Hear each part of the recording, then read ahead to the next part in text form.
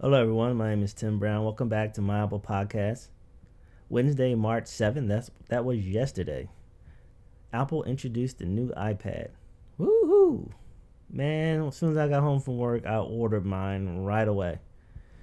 Of course, everyone else was online as well, and some people complained that it took a while, but it didn't take long for me. Went relatively smoothly. I even purchased one through the Barclays credit card this time, and no problems at all. In addition to the new iPad, they also released updates to the Apple TV, as well as application updates for Keynote and Pages.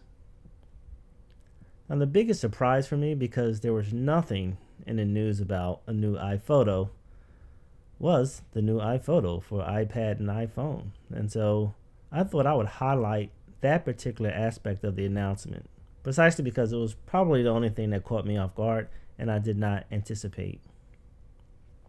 Now, when you first open the application, you will see several options for accessing your photos, such as photos, albums, and events.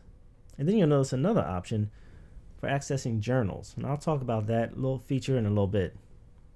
So when you look at the top here, you'll find that there's a grid icon. And that grid icon allows you to view more than one picture at a time. It also allows you to select multiple photos later on. At the bottom left, you'll see a settings icon. When you select the settings icon, it then gives you the option to select multiple photos, set a key photo, or copy and paste adjustments. You can also revert back to the original by selecting Revert at the top left. Now, the rest of the keys along the bottom may be a little difficult to figure out at first glance.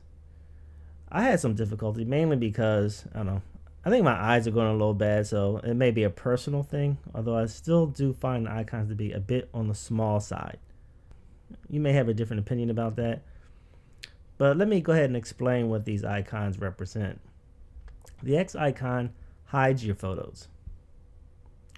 The ribbon icon enables you to tag a photo as your favorite. So the ribbon basically looks like something you would get if you won a prize in a race or something like that, hence the term favorite. And the flag icon allows you to flag a photo.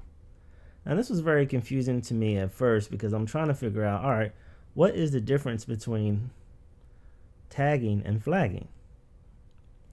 And I finally just came to the realization, it's really up to the user. The only thing you do need to know is that when you flag or tag a photo, that there will be a separate folder for each category.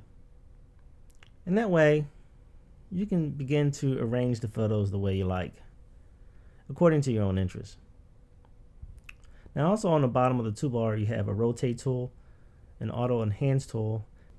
The items in the effects menu, I have to admit, they're just absolutely stunning. And you will have to agree with me when you look at this illustration here. I mean, it's just amazing how they just fan up at the top, beautifully illustrated, with the repair tool just sparkling there on the end. Just beautifully designed. And what's really great about iPhoto is that your edits are never permanent until you decide to save them to the camera roll.